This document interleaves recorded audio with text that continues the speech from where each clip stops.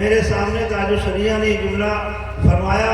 اس کے بعد 12 سال کے بعد میں بمبئی گیا۔ میں 12 سال تک ممبئی گیا ہی نہیں۔ اب لوگ اس کا مطلب نکالتے ہیں تاج الشریعہ اس لیے فرمایا تھا، اس لیے فرمایا تھا۔ تاج الشریعہ نے جس لیے وہ فرمایا تھا وہ تاج الشریعہ جانتے تھے یا میں جانتا؟ تاج الشریعہ نے یہ کس لیے کہا تھا کہ میں آپ کو ان کے حوالے کر رہا ہوں؟ تاج الشریعہ جانتے تھے یا میں جانتا ہوں؟ ہو سکتا ہے میرے دنیا سے جانے کے بعد آپ حضرات اس کا مطلب سمجھیں۔ کچھ باتیں انہوں نے جب مجھے نصیحت کی، وہ فرمایا کہ جہاں جانا کن باتوں کا اعلان اپنے مریدین اور متوسلین میں کرتے رہنا۔ اس میں سب سے پہلی بات جو تھی وہ یہ تھی کہ جہاں جانا اپنے مریدین، متوسلین اور معتقدین کو یہ نصیحت کرتے رہنا کہ مسلک اعلیٰ حضرت پہ مضبوطی سے قائم رہے۔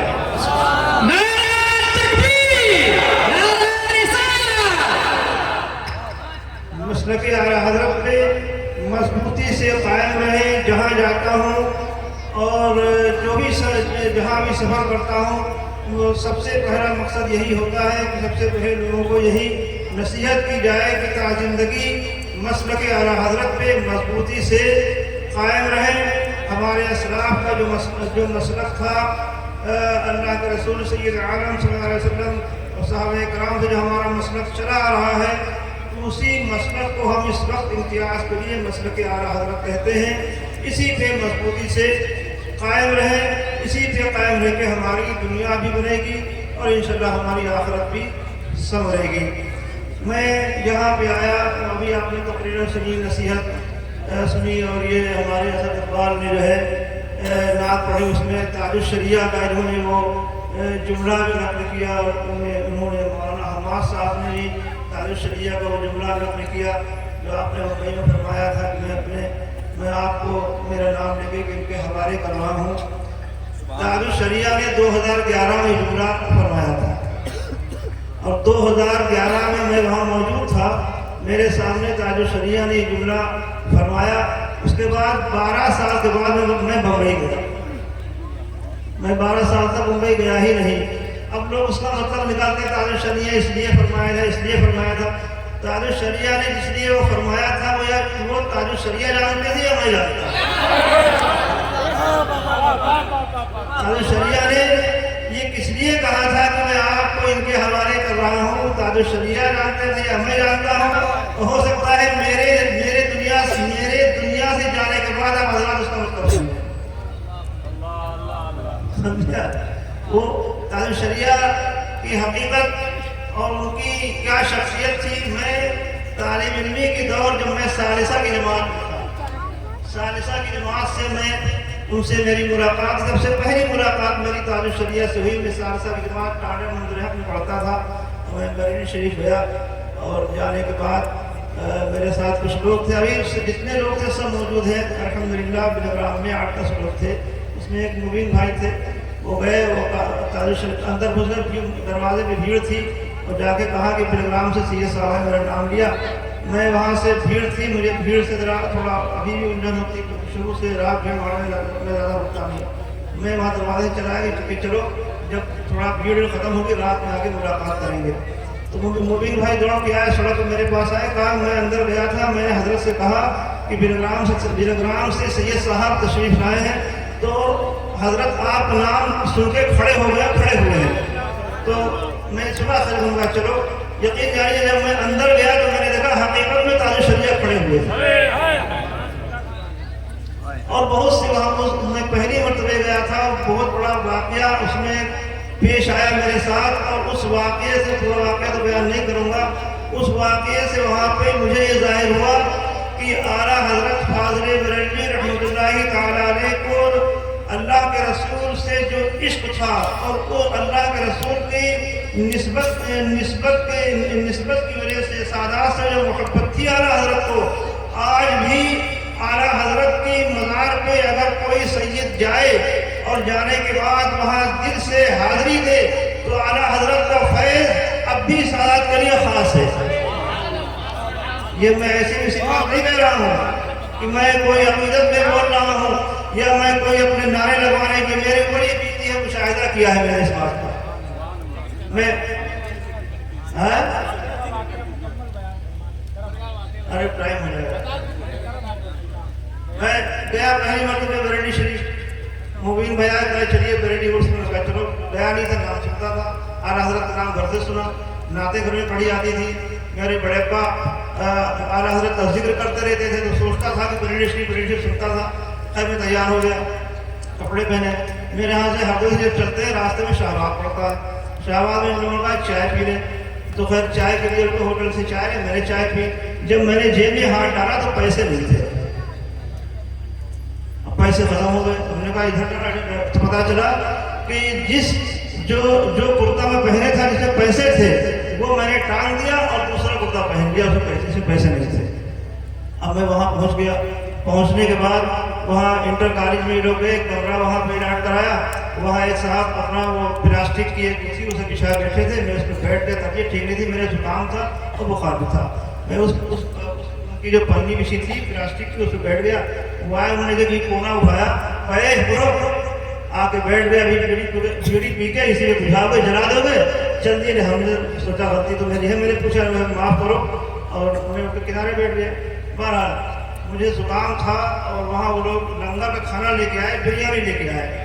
تو وہ بریانی کیونکہ اس میں گھی بھی تھا اور میرے خراش بہت ہو رہی تھی, میں نے کھایا نہیں, میں ایسے بیٹھ گیا. اس کے بعد سوچا دوا لینا, لیکن پیسے نہیں. تو میں نے ان لوگوں سے کہا, طبیعت میری غیرت نے گوارا نہیں کیا کہ میرے ساتھ میں جو لوگ ہیں, میں ان سے کہا کہ میں پیسے بھول آیا. میں نے کچھ نہیں کہا. میں نے کہا چلو اعلیٰ حضرت کے مدارس میں پہلے فاتحہ پڑھیں. میں اعلیٰ حضرت کے مدارس میں گیا اور میں نے فاتحہ پڑھا اور میں نے کہا کہ میں آپ کے پیر خانے کے جو جد اعلیٰ ہیں ان کی چوکھٹ سے آیا ہے. آپ کے پیر کے جو جد اعلیٰ ہیں ان کی چوکھٹ سے میں آیا ہوں اور میرے پاس پیسے نہیں ہیں, کچھ بھی میں کسی سے کہوں گا نہیں. میں نے فاتحہ پڑھا, اتنا وہاں پہ میں نے عرضی لگائی, آ کر کے میں اپنے کمرے میں بیٹھ گیا. اور رات کا بج گیا تھا قریب 9, 9:30 بج گیا تھا. اور دن بھر کے چلے ہوئے, کچھ کھایا نہیں تھا, چائے بھی نہیں پی. یقین جانیے کمرے میں وہ لوگ سب موجود ہیں, پوچھ سکتے ہیں آپ, پورا کمرہ کم سے کم 60-70 لوگ بیٹھے ہوئے تھے. سامنے دروازہ تھا, میں سے بیٹھا ہوا تھا. ایک نوجوان لڑکا 17-18 سال کا آیا اور سب کو چیرتا ہوا میرے پاس آیا. میرے ہاتھ میں اس نے اتنی بڑی پالیتھین تھمائی اور کہا کہ یہ تبرک ہے. میں نے رکھ دی, کھولا اس کو. جب اس کو میں نے کھولا, اس میں ہاتھ کی پکی ہوئی روٹیاں چپاتیاں تھیں اور پالک کی سبزی تھی اور روے کا دیسی گھی کا حلوہ اور بریانی اس میں دیسی گھی کی, اور اس میں بھاپ اٹھ رہی تھی. جو آدمی گھر پہ نظر کرائے گا, کھانا نکالے گا, نظر دی جائے گی, کم سے کم 15-20 منٹ لے کے وہاں سے آئے گا, آدھا گھنٹہ لگ ہی جائے گا. معلوم ہو رہا تھا کہ وہی ان کو کھانا ابھی نکال کر لے آیا گیا یہاں پہ. اس میں 20-25 روٹی اور سبزی. میں نے ایک روٹی کھائی, پھر سب نے ہوگا سب کو بانٹو. سب نے کھایا تو ایک دم میرے دماغ میں خیال ہوا کہ یہ مبین بھائی پوچھو دوسرے کمروں میں بھی یہ تبرک آیا ہے. مبین بھائی بھی کچھ سمجھے, ہر کمرے میں گیا, کہا یہاں کوئی لڑکا تبرک دے گیا جس میں چپاتی, پالک کی سبزی اور بریانی اور روے کا حلوہ. تو آس پاس 4-6 کمرے میں پوچھا, لیکن کہیں سب نے انکار کیا کہ یہاں کوئی کچھ نہیں دے. تو میں نے کہا یہ آ کر کے صرف میرے ہاتھ میں دے کے گیا, اور اس نے کہیں دروازے میں کسی پکڑایا تھا کہ یہ دروازے پڑی, وہاں سے چیٹا پھاڑ آ کے میرے ہاتھ میں دے کے چلا گیا. خیر کوئی بات نہیں. اس کے بعد وہاں سے چلے ہم لوگ, کہا حضرت تاج الشریعہ سے چلیے ملنے, ملاقات کرنے. وہاں پہنچے, میں واپس ہوا تو وہاں بتایا کہ تاج الشریعہ کھڑے ہوئے ہیں. تو میں نے ملنے کے لیے میں گیا. خیر حضرت میاں صاحب بیٹھے, خیریت پوچھی, پوچھا. اس کے بعد اس وقت ان کے خادم قاری جمیل صاحب سے, آج سے یہ میں بات کر رہا ہوں تقریباً 30 سال پہلے کی, 35 سال پہلے کی. وہ بہت چھوٹا تھا, 14-15 سال میں, 15-16 سال عمر رہی ہوگی. تو کہتے ہیں کوئی کسی کو آنے نہیں دینا, جب تک بیٹھے کوئی آئے بھلے دروازہ بند کر دو, تاج الشریعہ رکھنا ہے. دروازہ بند کر دیا, بات کرتے چائے آئی, چائے پی. اس کے بعد 15 منٹ کے بعد قاری جمیل صاحب آئے اور تاج الشریعہ سے عرض کیا کہ حضور گجرات سے فلاں حاجی صاحب آئے ہیں اور وہ ملنا چاہ رہے ہیں. تاج الشریعہ نے فرمایا اچھا تم لوگ بلا لو. تو وہ حاجی صاحب آئے, بہت موٹے تھے, بہت گراڈیل, لمبے, اتنے موٹے تھے کہ وہ بیٹھ نہیں سکتے تھے, کھڑے رہے.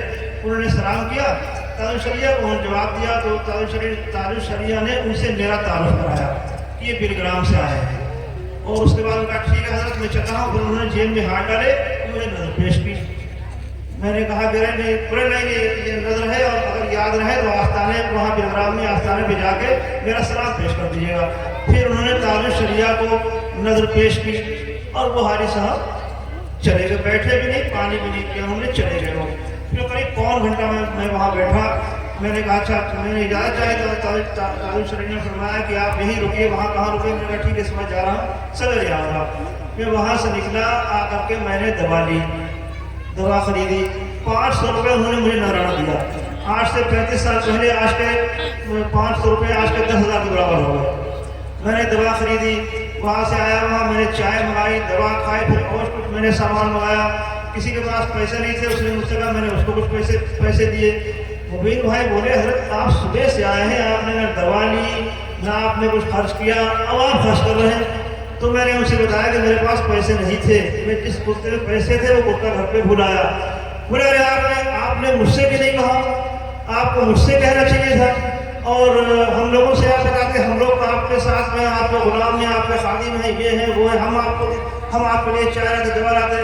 میں نے کہا جس کے یہاں آیا تھا اس سے کہہ دیا، اس نے انتظام بھی کر دیا. جس کے یہاں آیا تھا اس سے کہہ دیا، اس نے بھیج بھی دیے.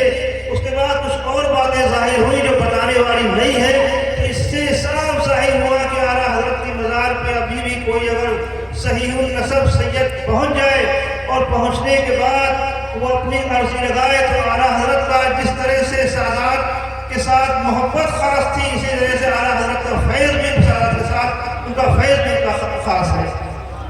تو اعلیٰ حضرت سے ان کی کیا تعریف ہے، کتنی تعریف کی جائے، کیا کیا ان کے بارے میں بتایا جائے، جتنا ان کا احسان مانا جائے سنیت کے اوپر اتنا مسلمانوں کم ہے.